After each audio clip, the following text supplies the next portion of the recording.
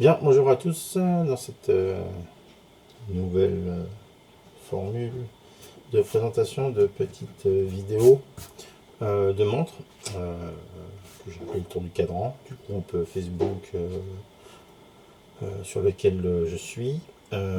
Aujourd'hui, on est là pour parler d'une montre plutôt sympa, que j'ai trouvé très sympa. J'ai testé, il faut toujours tester. Il arrive que on ait des mauvaises surprises et il arrive qu'on ait des bonnes surprises. Alors, c'est une montre d'origine chinoise, bien sûr. Elle a à l'intérieur un mouvement Sigou, le ST19, enfin celui qui équipait les montres Sigou 1963 de l'armée de l'air, etc. Donc là, c'est du Vénus 175 qui a été amélioré depuis, puisqu'ils ont rajouté de rubis plus. Là, il y a un col de cygne, plus ici, il y a des complications, puisque vous pouvez constater que c'est une montre chrono avec des indicateurs en haut à midi pour le quantième du jour, à 3 heures pour les minutes du chrono, c'est un chrono 30 minutes, une phase de lune en bas, et c'est une véritable phase de lune. Alors, c'est une phase de lune comme la grande majorité des phases de lune. C'est une phase de lune calée sur un cycle de 29,5 jours. C'est donc arrondi. Et puis donc à 9 heures les secondes, donc une petite trotteuse. Je reviens sur la phase de lune, parce que la grande majorité des phases de lune sont calées sur 29,5 jours, pour pas s'embêter. Parce que ça veut dire que si ça fonctionne correctement, sans s'arrêter jamais, etc., en gros, il faudrait 6 ans pour qu'elle soit plus calée, quoi. Or, il y a des montres plus sophistiquées. J'en ai une qui est un peu plus sophistiquée, la Meister Singer Lunascope, donc, qui est vraiment spécifique autour de la phase de lune, qui elle n'est pas calée à 29,5 jours, mais à un cycle plus précis, enfin le cycle plus précis de 29 jours, 12 heures et 44 minutes. Alors, est-ce que c'est ce qui justifie la différence de tarif? Bon, oui, quand même, d'une part, parce que il faut quand même faire quelque chose de plus précis que 29,5 jours. Donc voilà, mais c'est une très jolie petite phase de lune. Alors, le rendu à la caméra, j'espère qu'il n'est pas trop mauvais. J'ai des reflets, j'avoue que j'ai quelques reflets. Je peux pas faire autrement au niveau de l'éclairage. J'avais essayé avec des spots, mais ça faisait un souffle horrible. Je peux pas non plus trop m'approcher parce qu'après, la caméra ne suit plus au niveau du zoom, on est trop près. Donc voici. Donc là, voilà. Donc là, voilà au portée, autour d'un poignet de 19,5. Hein, voilà ce que ça donne. Et puis, je vais l'ôter et puis on va regarder ça d'un peu plus près. Alors voilà. Je l'ôte au passage, vous voyez tout de suite, alors elle est un peu sale peut-être, je vais essayer de voir si je trouve ma chifounette. Alors, parce qu'effectivement le fond, etc. va être un peu plus sale. La poignée, enfin la boucle déployante, pardon. Donc je mets rapidement un petit coup, j'espère que ça sera pas trop long. Hop, juste histoire de... Et puis je vais enfiler mes gants, comme ça j'éviterai de remettre des grosses traces de doigts partout lorsque je vous la montrerai, parce que à la caméra c'est encore pire que dans la réalité. Ça révèle vraiment toutes les imperfections, imperfections qui des fois n'existent pas parce qu'elles sont juste là à cause du gras des doigts. Alors on découvre une montre simple, hein, donc simple en forme, hein, donc voilà, avec des pattes assez droites. On fera les mesures après pour tout ce qui est entre cordes. Deux boutons chrono, déclenchement chrono, arrêt chrono, remise à zéro chrono, une couronne type oignon très agréable au toucher, bon sans les gants, qui se remonte facilement. C'est une montre mécanique, hein, elle n'est pas automatique, donc il faut la remonter. Voilà une réserve de marche d'environ 45 heures je crois sans chrono et 42 heures avec le chrono. Alors, j'essaye de vous montrer un peu la bestiole en essayant de me décaler. Vous m'excuserez, en plus c'est les premières, mais vraiment au niveau d'éclairage je peux pas faire beaucoup mieux. Donc voilà, donc on voit quoi? On voit un joli petit cadran guilloché, hein, donc qui guilloché en son centre, découpé par les sous-compteurs. La phase de lune, des aiguilles feuilles classiques. Elles sont pas en aiguille bleuie. Il y a souvent des aiguilles bleuies maintenant sur les chinoises, chose que j'aime beaucoup. J'adore les aiguilles bleuies. Celles-ci, ce sont des aiguilles inox poly, donc toutes simples. Voilà. mais ça rentrait très bien avec le style. On a des index à poser, droit, pas de chiffres. Alors il y a plusieurs versions, vous trouverez des versions avec des chiffres romains ou des chiffres arabes, etc. Vous voyez qu'il est 7h30, donc je commence ma revue tôt. Mais comme je dois essayer de la faire et que je la reporte, ben voilà, ce matin je m'y suis mis. Donc on voit une couronne qui est quand même donc assez jolie, hein, en forme oignon avec une petite boule à l'extérieur. Un joli cuir qui est un faux crocodile. Mais à part sur ma Pékinier, même Meister Singer qui vend sa montre beaucoup plus cher, plus que presque allez, 15 fois plus cher, c'est aussi un faux croco. Donc bon, très joli, très bonne qualité, franchement très bonne qualité. Ah, j'ai pas fait le unboxing. Je vous montrerai peut-être dans le bon. Je fais pas partie de ces youtubeurs qui adorent faire des unboxings pendant 2 heures. Je préfère vous montrer la montre. Donc un perlage de la montre, un perlage pardon du fermoir, de la boucle. Donc très belle qualité qui se règle assez facilement. Bon là avec les ongles évidemment je vais peut-être avoir un peu de mal. Ici donc une boucle siglée Sugess. Je l'ouvre, j'y arrive impeccable. Et puis on va pouvoir donc découvrir ce très joli calibre. Donc le ST19. Un calibre connu et reconnu. Alors, je suis pas horloger, mais certains disent oui, certains disent non. Il y en a qui disent ça peut être un peu fragile. Enfin, tout le monde vend un peu sa boutique pour vendre ce qu'il a à vendre, je pense. C19, il a juste une longévité de plus de 50 ans, puisqu'il était fait avant. Il a dû être fait dans les années 50-60, si je me trompe. Vous me corrigez sur les commentaires dans Facebook. C'est l'origine du Vénus 175 qui avait été donc racheté je ne sais plus le nom de la marque, c'était pas Sigul, c'était une autre marque, qui avait été rachetée, la chaîne de production avait été rachetée pour pouvoir fabriquer ces mouvements, pour faire les montres pilotes. J'ai d'ailleurs de ce type-là, voilà, hop, pour l'armée de l'air chinoise. Voilà, qui a le même type de calibre, sans les complications, sans col de cygne celui-ci. Très joli chrono. Bon là il est arrêté. Donc, qu'est-ce qu'on peut dire sur cette montre? Je vais essayer de zoomer un peu pour que vous voyez mieux. J'ai fait quelques vidéos macro, j'espère que ça vous permettra de mieux voir, mais bon, au moins en live, comme ça je vous montre aussi. Je trouve que c'est un joli calibre. Alors effectivement, on n'a pas des nouvelles platines partout qui cachent tous les rouages avec des anglages parfaits partout, mais on voit que c'est un... Enfin, moi je trouve que c'est un joli calibre, bien compliqué, qui est très sympa, qui est vraiment très joli. Alors ici c'est du verre minéral, et ici c'est du verre saphir. Et à ma plus grande joie, ce ne sont pas des mensonges, car ça arrive, on vous vend des fois des montres... soi-disant saphir, je me suis fait avoir, hein, et pourtant acheté en France, hein, sur une marque lunette, une montre CCCP, qui était indiquée comme étant glace saphir, et qui en fait n'est que du minéral. Bon, je ne l'ai pas envoyé cette fois, mais j'achèterai plus dans cette boutique, parce que je trouve que c'est pas normal. Voilà. Alors, qu'est-ce que j'ai à dire d'autre? Donc, mon poignot l'a fait. Alors, acier 316L, bien sûr. Je regarde si j'ai, parce que je me suis fait un petit pense-bête à côté. Alors c'est un type de montre qu'on va qualifier plutôt de pardon, entre dresswatch et sportive. Hein, voilà. Alors elle n'a pas une épaisseur super fine, hein, le temps d'embarquer tout ça. Elle a une étanchéité de 5 atmosphères. Si je ne m'abuse, je vais vérifier. Pas 3 mais 5. Alors je lis ça et là sur certains... voilà, 5 en fait. Je lis ça et là sur certains commentaires de goût de... comment ça s'appelle du groupe Facebook, etc. Des gens qui enlèvent leur montre pour se laver les mains parce qu'elles ne sont pas étanches à 10 bars. Moi je dis, il faut arrêter, 5 bars, vous pouvez garder largement votre montre pour vous laver les mains. Je vous dis pas de prendre votre douche avec, mais c'est une montre que vous pouvez mettre au quotidien sans vous poser de questions, quoi. Et donc elle est aussi livré avec un même... je vais faire... Oh, tant pis si ça fait une coupure dans la vidéo. Je vais essayer de retrouver la boîte.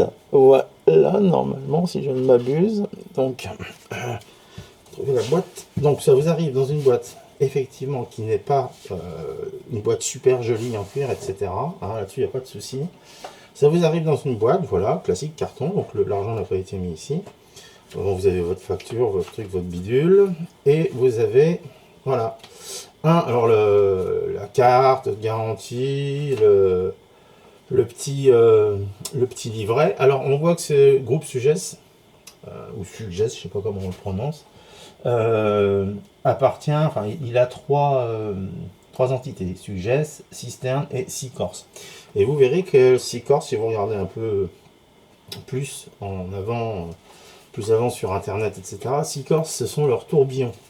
Voilà, et donc vous voyez qu'il y a exactement le même bracelet en marron, cuir marron, gaming laser, de la même qualité et de la même qualité, franchement, même qualité que ma Meister Singer à 4000 balles, quoi. Voilà. Donc, une petite boîte qui n'a pas de.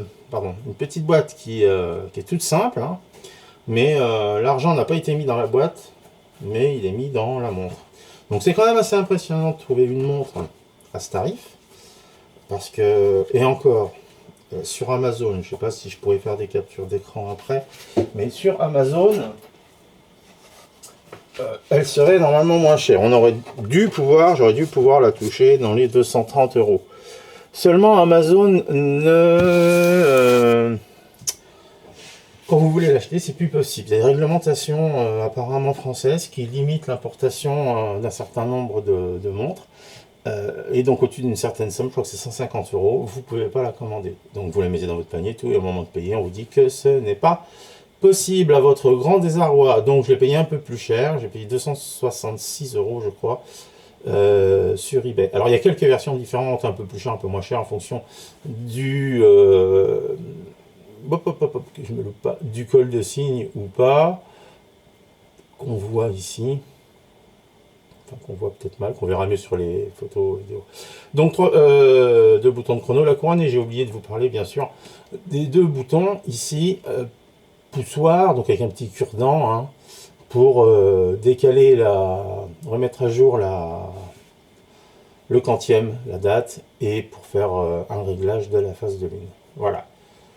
Je pense que j'ai dit. Alors c'est un joli cuir bleu, moi je le trouve très sympa. C'est une montre que je trouve très jolie, très harmonieuse, très agréable à porter. À chaque fois que j'ai une nouveauté, je suis comme tout le monde, j'arrive pas à la quitter, mais celle-là, ça fait vraiment un moment que je ne l'ai pas quittée. Bon, après je m'étais fixé.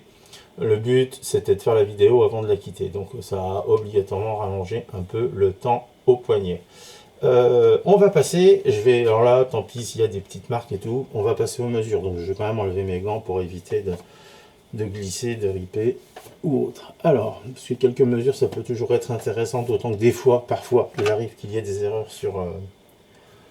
sur les indications, notamment Amazon ou eBay. On peut pas dire que ce soit même ailleurs, puisque enfin moi j'avais acheté mon autre montre sur Okara, celle où ils m'ont menti en me disant que c'était du saphir, alors que ça n'en était pas. Voilà, j'ai fait quelques réglages, voilà, hop, ici, tant que ça chauffe. Alors, on a une montre qui est donnée pour un diamètre de 40 mm de diamètre. Donc, on va prendre, on va essayer de la prendre comme ça, et puis de vous montrer que, si je bouge, évidemment, ça va être délicat, 40 mm. Voilà, une épaisseur de 13,14 mm. On a un lug to lug. Alors, vous voyez d'ailleurs, je ne sais pas si vous voyez, les cornes ne sont vraiment pas longues, elles sont bien inclinées vers le bas. Ce qui fait que ça épouse bien le poignet, c'est très bien, et ça nous donne un lug to lug de 48,2. Donc, il ne faut pas avoir peur, même si c'est un 40 mm, certains des fois ont peur parce qu'ils trouvent que c'est trop gros, d'autres vont trouver que c'est trop petit, hein, ceux qui mettent des pizzas. Mais voilà, 48,2, ça fait un lug to lug qui est tout à fait correct. Et on a ici 22 mm, que je me cale bien, ouais, 22 mm d'entrecorne. Donc des bracelets à 22 mm d'entrecorne. Au niveau des mesures, je ne vois pas quoi prendre d'autre. Lug to lug, etc. Pap, épaisseur, diamètre. Voilà, donc là je pense qu'on a fait. Alors ensuite, notre petite bestiole. On va la mettre sur la balance. On voit un petit peu ce que ça donne. Hop. Hello. 0. Et je pose tout ça sur la balance. Et on a Une montre équipée de son bracelet à 96 grammes. Voilà, 27. Voilà, parfait. On éteint. Comme ça, au moins, vous avez des mesures réelles directes. C'est pas juste ce qu'on vous dit. Mon testeur de saphir est bon, pas de matériaux. Donc, quand ça va monter, si c'est du saphir, ça doit monter en haut quasi signé. Et si c'est pas du saphir, si c'est du verre minéral, ben vous allez voir, ça va pas monter. Donc sur le saphir, je vais essayer de me mettre aussi pour que vous puissiez le voir. Alors vous verrez attention parce qu'il faut être quand même normalement bien perpendiculaire à la surface. Donc là, pas de problème, c'est du saphir. Et si je prends ici l'arrière, ce n'est pas du saphir, c'est du verre minéral. Voilà, donc voilà, vous savez tout, ou à peu près tout, sur cette montre Sugess. Alors, beaucoup critiquent les origines chinoises, etc. Je laisse les gens qui critiquent à leur critique. Il y en a qui critiquent sans savoir. Ceux qui savent, d'ailleurs, ne critiquent pas, mais achètent du chinois. Il faut quand même savoir que c'est vrai que la France et la Suisse, enfin le berceau européen, étaient effectivement les meilleurs en termes d'horlogerie. Ils le sont probablement encore, parce qu'ils ont de l'avance. Mais et on décriait, il y a encore pas si longtemps que ça, quoi, 20 ans, les montres d'origine japonaise, alors que maintenant, plus personne n'aurait l'idée de critiquer des Seiko qui sont vendus à des tarifs qui deviennent quand même assez costauds. Mais c'est de la très bonne qualité, j'en ai du Seiko, c'est vraiment superbe. Le, les Chinois, les Chinois, ça fait plus de 30 ans qu'on leur demande de tout fabriquer. Ils sont pas plus bêtes que les autres, hein, à force de faire. Alors les Chinois, ils sont très forts. Vous leur demandez de faire de la merde, ils vous font de la merde. Donc vous arrivez à trouver sur AliExpress des montres à 30 euros. Et quand vous achetez une montre à 30 euros, faut pas vous attendre à avoir une montre. Faut vous attendre à avoir une merde à 30 euros. Ici, pour 266 euros, je suis, moi, sur le cul. J'ai rarement eu une montre aussi sympa, aussi peu chère, et franchement aussi jolie, aussi bien fonctionnellement. La précision est très correcte, vous verrez, j'ai fait les graphes, elle n'est pas au cosque, mais on pourrait la régler pour entrer dans le col. Moi je suis pas horloger, hein, mais on pourrait largement la régler. En port moyen, depuis le 22 septembre, je suis à 5 secondes par jour de dérive, mais je la porte jour et nuit. Je suis à 5 secondes. Quand je la mets à plat sur un time grapher, je suis à peu près à 10 secondes de dérive par jour. Mais finalement, entre le port moyen, où je bouge, etc., et le time grapher, il y a une petite différence. Il y a aussi le fait qu'elle soit ou pas remontée à fond. Parce qu'effectivement, il y a des petits soucis d'isochronisme si elle est remontée à fond ou pas. Donc, chinoiserie, oui. Belle chinoiserie, oui, largement belle chinoiserie.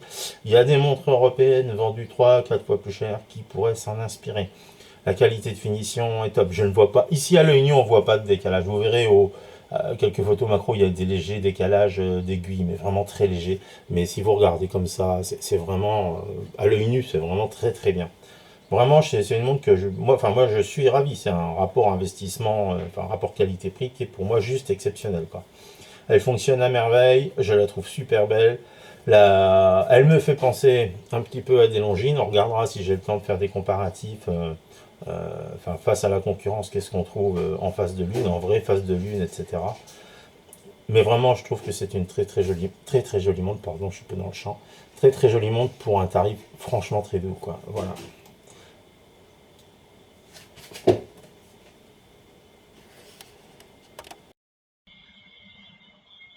Bon, on passe maintenant à un petit test de performance au niveau de la dérive avec un logiciel bien connu, Watch Accuracy, de tous les possesseurs d'Android, qui n'existe pas sur iPhone, au grand désarroi de certains.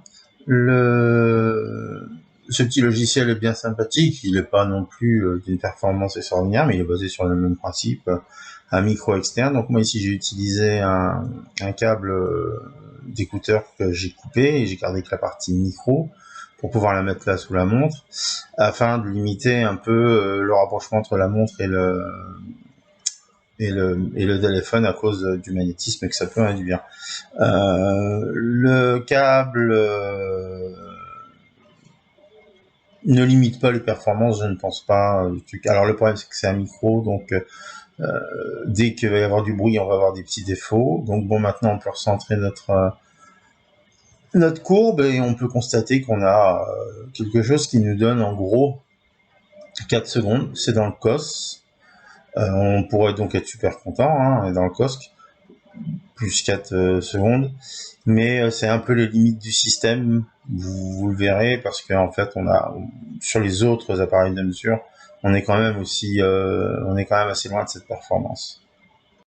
Donc voilà, un petit passage au Time Briefer qui nous montre des valeurs quand même nettement différentes.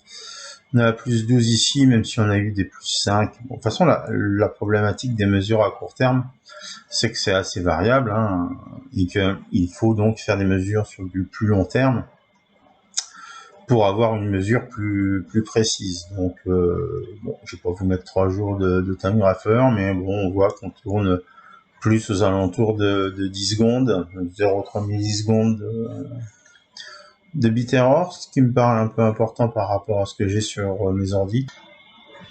Donc voilà, on passe sur un autre petit système de mesure gratuit, un logiciel qui se met sur l'ordi, TG5. Maintenant, j'utilise même plus le Time Grapher. Je trouve que ceci c'est plus intéressant, plus rapide, plus facile à mettre en œuvre.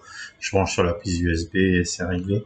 Alors, sauf si je devais faire des mesures sur plusieurs positions, parce que à ce niveau-là, je préférerais le support qu'est avec le Time Grapher, parce qu'il permet de mettre dans toutes les positions sans difficulté. Mais comme la plupart du temps, quand on fait une vérification de base, c'est à plat, parce que si c'est pas bon à plat, bah déjà, il y a pas de risque que ce soit bon pour le reste. Donc on voit ici que j'ai 10 secondes. 10 secondes, on voit ici que c'est constant sur le long du temps, parce que ça défile. Si vous avez 4 petits points verts, ça veut dire que le signal est optimal. Alors c'est pareil, c'est basé sur le son, il faut faire attention à ne pas faire trop de bruit. Un bit erreur de 0 millisecondes, bon c'est 0, 0,1 que ça me donne la plupart du temps. Là, la capture d'écran m'a donné 0. 253 degrés, 21 600. Mais on a l'avantage d'avoir en plus ici les deux graphes, donc le tic et le tac. Le tic et le tac, ce qui lui permet de faire ses mesures, ses calculs pour les amplitudes, etc. Mais ce qui peut permettre à des gens un peu plus doués, avertis que moi, de déterminer s'il y a du frottement de balancier ou autre, parce qu'à partir des graphes, on peut détecter certaines erreurs. Voilà. Donc on passe sur un autre petit logiciel sur ordinateur, qui est bien pratique, qui utilise le même, enfin moi j'utilise le même support acheté sur AliExpress, une trentaine d'euros là, qui vous donne de la même manière avec plusieurs visualisations possibles, donc la dérive en fonction du temps. Vous avez des éléments, aussi le taux d'échantillonnage sur lequel vous voulez faire vos mesures, etc. Il est peut-être un peu plus précis que l'autre, peut-être pour ça qu'il est payant, mais il a aussi surtout la possibilité de faire des mesures sur du long terme. Alors en version gratuite, pendant un certain temps c'est faisable, après quand vous allez être en dépassement, il faudra désinstaller, réinstaller si vous voulez pouvoir utiliser les autres fonctions. Il y a certaines fonctions qui sont accessibles une fois qu'on l'a acheté. Alors bon, moi je l'avais acheté, je sais plus combien ça coûte, je crois que c'est dans les 50 euros, je suis pas sûr à 100%, mais il est quand même assez intéressant. Voilà. Alors voilà surtout pourquoi il est intéressant, car il permet de faire des mesures sur du long terme. Alors, sur le graphe du haut, on a la dérive, celle du milieu, l'amplitude, et le bit erreur sur la troisième en vert. Alors, il est intéressant parce qu'on peut paramétrer aussi pas mal de choses pour les mesures. Donc là, je crois que ça fait une mesure toutes les minutes et ça trace le graphe. Donc effectivement, on voit, si on regarde le graphe du haut en rose, on peut voir qu'il y a des pics qui sont à moins de 10 secondes, on est à 8 secondes, et puis même en fonction de l'isochronisme et de la montre, de la façon dont il a été remonté, de sa position, etc., vous pouvez sortir une montre avec 3-4 secondes de dérive sur un laps de temps très très court. Mais en revanche ici je l'ai fait sur 30 minutes, vous avez une donnée qui est cohérente, vous avez quelque chose de cohérent. On voit que ça oscille un peu autour de cette moyenne qui est à 11 secondes de moyenne, 11 secondes, donc voilà, secondes de moyenne de dérive, une amplitude à 247 et 0,1 millisecondes de bit error arrondi, puisque si on regarde sur le graphe en bas, on est même à 0,08, 0,07, 0,08.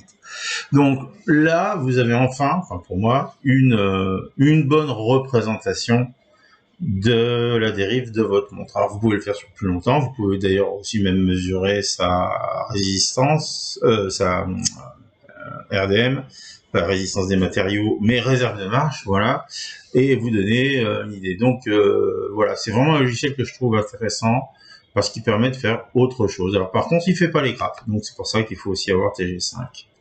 Bon ben voilà, je pense que ce sera tout pour aujourd'hui parce que ça fait déjà pas mal de temps sur cette vidéo. Donc, pour conclure, une montre pas chère, une belle chinoiserie, franchement que je recommande à quelqu'un qui veut une jolie petite face de lune avec une montre qui fait chrono et quantième, un tarif en dessous de 300 €, avec bracelet de rechange et vraiment elle fait le taf. Avec un beau calibre, il a rien à envier à d'autres, hein. C'est un Venus 175 amélioré, et la réalisation et la qualité des matériaux, enfin moi j'ai rien à redire. Voilà, je vais vous coller quelques photos macro pour terminer, mais on est vraiment sur une jolie montre. Donc voilà, je vous laisse avec quelques photos et vidéos macro, c'est avec le matériel que j'ai. C'est déjà pas mal pour se rendre compte un peu de... Alors la définition est pas extraordinaire, mais ça permet de se rendre compte quand même un petit peu de la qualité des définitions, des rouages, de notre engin, ses vis bleuies, ses petits saphirs bien roses, son architecture. Voilà, je trouve que c'est une montre qui est quand même vraiment plutôt jolie.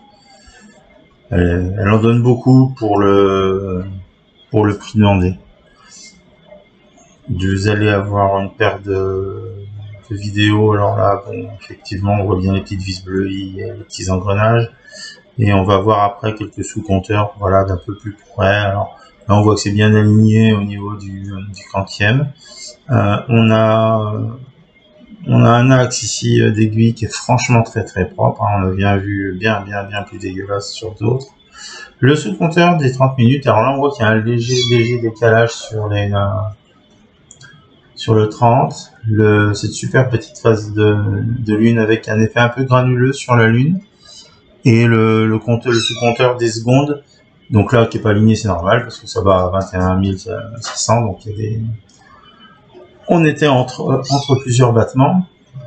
Et puis la petite photo de fin qui je trouve rend un peu mieux que sur les vidéos pour montrer la texture du cadran et puis la joliesse de la montre.